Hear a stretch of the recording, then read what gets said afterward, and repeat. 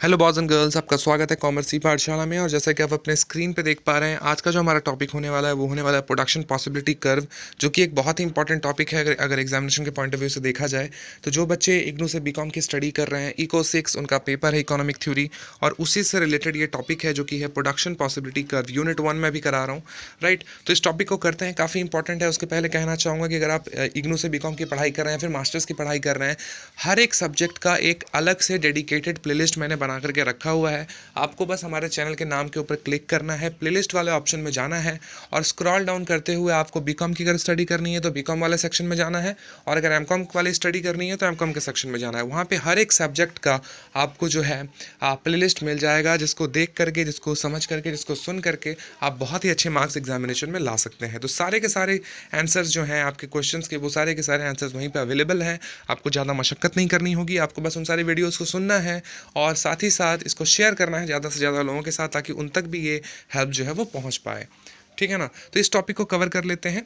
उसके बाद मैं आपको चैनल के मेंबरशिप प्लान के बारे में भी बताऊंगा, जैसा कि मैं हर वीडियो के बाद में बता रहा हूं अभी, क्योंकि ये प्लान काफ़ी ज़्यादा इंपॉर्टेंट है आपके लिए। मैं लेकिन ये वीडियो कंप्लीट करने के बाद बताऊंगा। ठीक है, तो फिर लेक्चर स्टार्ट करते हैं। उसके पहले कहना चाहूँगा कि अगर आप हमारे चैनल पर नए हैं तो हमारे चैनल को सब्सक्राइब कर लीजिए और बेल आइकन दबा दीजिए, ताकि आपको मेरे वीडियोस की जो है नोटिफिकेशन वो सबसे पहले मिलती रहे। आइए देख लेते हैं प्रोडक्शन पॉसिबिलिटी कर्व क्या होता है। तो इसका मतलब सबसे पहले आप समझो, प्रोडक्शन का मतलब होता है उत्पादन, पॉसिबिलिटी मतलब संभावना, और कर्व का मतलब होता है एक तरीके का। तो ये एक तरह का कर्व होता है जो कि पॉसिबिलिटी के कारण बनता है। ये मैं आपको बता देता हूँ कैसे। कि सपोज आप चावल का उत्पादन करने वाले हो, ठीक है, लेकिन आपको पता चला कि इस चावल के उत्पादन के साथ साथ मैं चाहूँ तो सरसों का उत्पादन भी कर सकता हूँ। तो उसके कारण से आपने क्या किया कि आपने चावल के उत्पादन को थोड़ा सा रिड्यूस करके आपने सरसों के उत्पादन को बढ़ा दिया, है ना। सरसों के उत्पादन में बहुत ज़्यादा ज़मीन की आवश्यकता नहीं पड़ती है, छोटे से ज़मीन के टुकड़े में ही बहुत ज़्यादा वहाँ पे हो जाता है। इस तरीके से अगर चीज़ों को समझा जाए तो आप क्या कर रहे हो, आप पॉसिबिलिटी क्रिएट कर रहे हो प्रोडक्शन की, और इसके कारण से आपका जो कर्व है वो एक बन रहा है। मतलब अगर आप प्रोडक्शन को अगर आप चावल के प्रोडक्शन को बढ़ाओगे तो आपका जो सरसों का प्रोडक्शन है वो घट जाएगा, और अगर आप चावल के प्रोडक्शन को हल्का सा घटा दोगे तो जो सरसों का प्रोडक्शन है वो बढ़ जाएगा, है ना। तो एक तरीके का कर्व तैयार होता है। इकोनॉमिक्स में आपने पढ़ा होगा क्लास 11-12 में, एक तरीके का कर्व तैयार होता है जिसे हम प्रोडक्शन पॉसिबिलिटी कर्व बोलेंगे। ये तो मैंने अपने तरीके से समझाया। आप देख लेते हैं बुक में क्या लिखा हुआ है। So you have learned that an economy cannot produce everything it requires, and a choice has to be made between various goods and services that can be produced. जो यहाँ पे बात बोली गई वो ये है कि आपने सीखा है, आप पहले से जानते हो कि इकोनॉमी जो होती है, कोई भी कंट्री की जो इकोनॉमी होती है, वो हर एक चीज़ को प्रोड्यूस नहीं कर सकती। उसे ये डिसाइड करना होता है, उसे ये चॉइस करना होता है कि उसको किन सारी चीज़ों को जो है प्रोड्यूस करना है ना। ये उनको डिसाइड करना होता है। You also know that increasing the production of some goods implies a corresponding reduction in the production of the goods because less productive resources are left for the latter, है ना। तो यहाँ पे बात बोली गई वो ये है कि आपको पता है कि अगर आप किसी एक चीज़ के प्रोडक्शन के ऊपर बहुत ज़्यादा ध्यान देते हो, अगर आप किसी एक चीज़ का प्रोडक्शन बहुत ज़्यादा बढ़ा देते हो, तो उसका असर दूसरे चीज़ों के प्रोडक्शन के ऊपर पड़ता है। क्योंकि आप जब किसी चीज़ का प्रोडक्शन को बढ़ा रहे हो तो फिर उसमें जो रिसोर्सेज इस्तेमाल हो रहे हैं वो दूसरे वाले चीज़ों के रिसोर्सेज इसमें इस्तेमाल हो जा रहे हैं। तो फिर दूसरे जो प्रोडक्शन आप चीज़ों का जो प्रोडक्शन आप करोगे उसमें फिर एक तरीके से जो है उनको दिक्कत होगी, रिसोर्सेज ज़्यादा बचेंगे नहीं, है ना। ये सिंपल सा कॉज जैसा मैंने आपको बता रहा था। The economy therefore has to choose between alternative combinations of goods and services. तो इस केस में आपको क्या करना होता है, इस केस में आपको जो है ऑल्टरनेटिव जो है प्रोडक्ट आपको चूज करने होते हैं कि इन चीज़ों का ही मैं करूंगा। जैसे देखो यहाँ पे मैं फिर से बता दे रहा हूँ, has to choose between alternative combination of goods and services. आपको ऐसे गुड्स एंड सर्विसेज का कॉम्बिनेशन तैयार करना पड़ेगा जिसमें सेम रिसोर्सेज का इस्तेमाल करके आप उसको जो है एक तरीके से अबंडेंट मात्रा में आप उसको तैयार कर सको।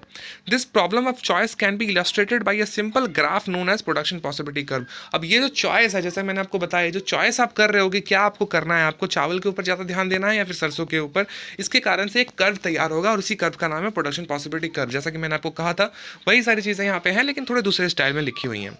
A typical production possibility curve is drawn on the following assumptions. अब जब आप कर्व बना रहे हो तो वो किसी न किसी एजम्पशन के ऊपर बनेगा, है ना। तो वो एजम्पशन आपका क्या होगा इस बारे में यहाँ पे बोला गया है, वो पॉइंट्स के जरिए यहाँ पे समझाने की आपको कोशिश की गई है। ये पॉइंट्स मैं आपको एक एक करके बताता हूँ, है ना, किस एजम्पशन के ऊपर जो है पीपीसी तैयार होता है, प्रोडक्शन पॉसिबिलिटी कर्व तैयार होता है। सबसे पहला पॉइंट है, the country has to choose between alternative combinations of only 2 goods, say guns and butter, है ना। आपको ये डिसाइड, जब जो भी कंट्री इस पीपीसी कर्व के बारे में इसको ड्रॉ करती है या फिर इसके बारे में समझना चाहती है, उनको सिर्फ दो ही कॉम्बिनेशन ऑफ गुड्स में से चूज़ करना होता है। अगर आप सोचोगे कि एक तरफ चावल रख दिया मैंने, दूसरी तरफ मैंने सरसों और गेहूं दोनों रख दिया, तो ऐसे नहीं होगा। आपको इस कर्व को बनाने के लिए, इस कर्व को समझने के लिए आपको जो है सिर्फ दो ही गुड्स का इस्तेमाल कर सकते हो। मतलब एक तरफ आप चावल रखो, एक तरफ आप सरसों रखो, है ना। कितना कितना आपको करना है। अगर आप एकदम चावल कर दोगे तो सरसों आपका होगा नहीं। अब बगैर सरसों के तो भाई काम नहीं चलता, मस्टर्ड ऑयल के बगैर हमारा काम नहीं चलता, तो उसके ऊपर भी आपको ध्यान देना है। तो अगर आप सरसों की तरफ ध्यान दोगे तो आपका जो चावल का प्रोडक्शन है वो थोड़ा सा रिड्यूस होगा, राइट। तो the country has to choose between alternative combination of only two goods. दो गुड्स का ही कॉम्बिनेशन होगा। यहाँ पे एग्जाम्पल के तौर पर बताया गया है गन्स या फिर बटर। आपको बंदूक चाहिए या आपको मक्खन चाहिए, आपको अच्छा खाना खाना है या फिर आपको जो है अपनी सिक्योरिटी को ज़्यादा ध्यान देना है, राइट। ये तो ऐसा लग रहा है जैसे कि किसान आंदोलन की बात हो रही है। आपको ज़्यादा गन्स चाहिए या फिर बटर चाहिए। खैर जो भी हो, दूसरे नंबर पॉइंट की बात कर लेते हैं। All productive resources of the country are given and addition to them is not possible. ठीक है ना। जितने भी सारे प्रोडक्टिव रिसोर्सेज जो हैं कंट्री को दिए गए हैं, उसके साथ में किसी भी तरह का एडिशन जो है वो पॉसिबल नहीं हो पाता है। क्योंकि अगर आप दो चीज़ों के बीच में कंबाइन कर रहे हो, कॉम्बिनेशन बना रहे हो, तो अगर आप उसमें एक और चीज़ घुसा दोगे तो फिर वहाँ पे प्रोडक्टिव जो रिसोर्सेज है वो एक तरीके से काम ठीक तरीके से नहीं कर पाएगा, है ना। तो all productive resources of an country are given and addition to them is not possible. सारी चीज़ें दी गई हैं, आप उसमें अगर आप एडिशन करना चाहोगे तो फिर वो पॉसिबल नहीं हो पाएगा। तीसरा पॉइंट है all productive resources of the country are fully employed. जो तीसरा है वो ये है कि जो प्रोडक्शन जो रिसोर्सेज है उसका पूरे अच्छे तरीके से उसका इस्तेमाल होना चाहिए। देयर इज़ नो वेस्टेज और अंडर एम्प्लॉयमेंट। ऐसा नहीं होना चाहिए कि वहाँ पे किसी भी तरह का वेस्टेज हो या फिर किसी भी तरह का अनएम्प्लॉयमेंट जनरेट हो। मतलब आपको जो भी रिसोर्सेज दिए गए हैं उसका आप इस्तेमाल बहुत अच्छे तरीके से करोगे। ये ज़रूरी है अगर आपको पीपीसी तैयार करना है। अगर आपको प्रोडक्शन पॉसिबिलिटी कर्व को समझना है, इसको तैयार करना है, तो फिर उसके लिए आपको आपके पास जो भी रिसोर्सेज हैं उसका फुल्ली इस्तेमाल आपको करना बहुत ज़्यादा इंपॉर्टेंट है, ओके। और किसी भी तरह का वेस्टेज भी नहीं होना चाहिए और अनएम्प्लॉयमेंट भी नहीं होना चाहिए। Fourth point is the productive resources are suitable for the production of both goods. जो प्रोडक्टिव रिसोर्सेज आपके पास हैं वो दोनों ही गुड्स के लिए सूटेबल होने चाहिए। फॉर एग्जांपल अगर मैं बात करूं जो मैंने आपको एग्जांपल दिया था चावल और मस्टर्ड का, है ना, सरसों का, अगर आप यहाँ पे किसी और चीज़ को लाओ, जैसे कि सपोज गन्स के बारे में यहाँ पे बोली गई थी बात, तो गन्स के लिए आपको खेतों की तो ज़रूरत नहीं पड़ती है ना। गन्स के लिए आपको फैक्ट्री की ज़रूरत पड़ती है। उसके लिए भी ज़मीन चाहिए बट उसके लिए आपको फैक्ट्री चाहिए। तो यहाँ पे जो भी प्रोडक्टिव रिसोर्सेज हैं उसका इस्तेमाल दोनों केस में इक्वली होना चाहिए, ओके। तो ये बात यहाँ पे बोली गई है। दैट इज कहाँ गया, the productive resources are suitable for the production of goods, both goods, that is goods and butter, they can therefore be shifted from the production of one to the other goods. तो इस case में क्या होगा कि आप जो है अपने इंटरेस्ट को शिफ्ट कर दोगे from one product to another. आपका जो प्रोडक्शन है वो शिफ्ट हो जाएगा एक प्रोडक्ट से दूसरे प्रोडक्ट की तरफ।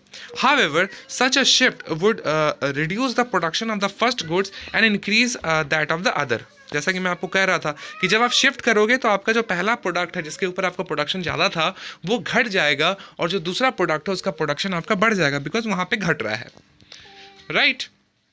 No factor, पांचवा number point, no factor of production is considered to be specific in the production of one good alone and totally inappropriate for the production of the other। ठीक है ना। यहाँ पे बोला गया है कि कोई भी फैक्टर जो है एक तरीके से उसको अलग नहीं माना जाएगा, है ना। No factor of production is considered to be specific. वो स्पेसिफिक नहीं होगा, विशिष्ट नहीं होगा किसी एक प्रोडक्शन किसी एक गुड्स के प्रोडक्शन के लिए, है ना। सारे के सारे प्रोडक्शन फैक्टर ऑफ प्रोडक्शन जो है वो इंपॉर्टेंट होते हैं and totally inappropriate for the production of other. और जो दूसरा प्रोडक्ट है उसके लिए वो पूरी तरीके से इनअप्रोप्रिएट हो जाएगा, ये भी सही नहीं है। दूसरे प्रोडक्ट के लिए भी जो फैक्टर ऑफ प्रोडक्शन है कुछ कुछ तो सही होंगे ना। सारे फैक्टर ऑफ प्रोडक्शन दूसरे प्रोडक्ट के लिए तो गलत नहीं हो सकते, है ना। या फिर सारे फैक्टर ऑफ प्रोडक्शन किसी एक प्रोडक्ट के लिए अच्छे तो नहीं हो सकते, कुछ ना कुछ तो उसमें एग्जम्पशन होता ही है। इसलिए यहाँ पे बोला गया है कि no factor of production is considered to be specific, है ना। कोई भी फैक्टर ऑफ प्रोडक्शन जो है स्पेसिफिक नहीं माना गया है किसी एक प्रोडक्शन किसी एक गुड्स के प्रोडक्शन में, या फिर ना ही पूरे के पूरे फैक्टर ऑफ प्रोडक्शन को इनअप्रोप्रिएट माना गया है। ठीक है।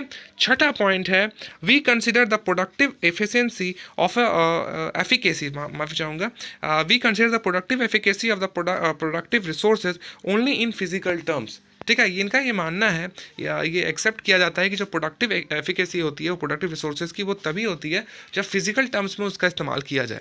जैसे कि the unit of guns and butter, है ना, जो आपका गन्स या फिर बटर है, आपने उसका कितने यूनिट को तैयार किया, विच दे कैन प्रोड्यूस, कितने चीज़ों को जो है वो प्रोड्यूस किया जा सकता है। फॉर एग्जांपल मैं चावल और इसकी जो मैं बात कर रहा था सरसों की, यहाँ पे आपको देखना होगा कि जब आप 1 किलो चावल का प्रोडक्शन कम कर रहे हो तो फिर आप उससे कितना किलो जो है आप सरसों जो है बना पा रहे हो। तो आपको जो है फिजिकल टर्म्स में आपको क्वांटिटी वाइज, यूनिट वाइज जो है आपको शो करना होता है कि आपकी जो प्रोडक्टिव एफिकेसी है, प्रोडक्टिव रिसोर्सेज को लेकर के वो आपकी कैसी है। No effect on their prices is taken into account, यहाँ पे उनके प्राइस को अकाउंट में नहीं लिया जाता, क्योंकि प्राइस जो है वो डिमांड एंड सप्लाई के कारण ऊपर नीचे होता है। तो प्राइस को यहाँ पे दिमाग में ना रख करके सिर्फ क्वांटिटी को दिमाग में रखा जाता है, यूनिट को दिमाग में रखा जाता है। ठीक है, so this is the end of our video production possibility curve. I hope कि आपको समझ में आ गया होगा। किसी भी तरह का डाउट हो, किसी भी तरह का सजेशन हो, किसी भी तरह का आपको मुश्किल हो रही हो स्टडी में, please ask me in the comment section. You can WhatsApp me, जिसका लिंक जो है आपको हमारे चैनल के अबाउट सेक्शन में मिल जाएगा। आप मुझसे व्हाट्सएप पे पूछ सकते हैं किसी भी तरह की अगर आपको दिक्कत है। आप हमारा ग्रुप ज्वाइन कर सकते हैं for free of cost, but कुछ कुछ ग्रुप्स जो हैं वो पेड हैं, जो कि एक्सक्लूसिव मेंबर्स के लिए हैं, जो कि हमारे यूट्यूब चैनल पे ज्वाइन का बटन दबाएंगे वो हमारे एक्सक्लूसिव मेंबर होंगे, और उन्हीं के लिए वो स्पेसिफिक ग्रुप्स बनाए गए हैं।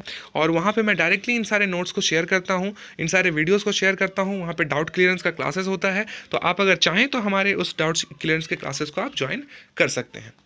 ठीक है, so this is the end of our video. I hope you have liked it. अगर आपको पसंद आया तो लाइक, कमेंट और शेयर कीजिए, और ज़्यादा से ज़्यादा लोगों तक इस वीडियो को पहुंचाइए ताकि वो भी जो है इससे बेनिफिटेड हो पाए। ठीक है, तो मिलते हैं अगले वीडियो में। अपना ख्याल रखिए, बाय बाय।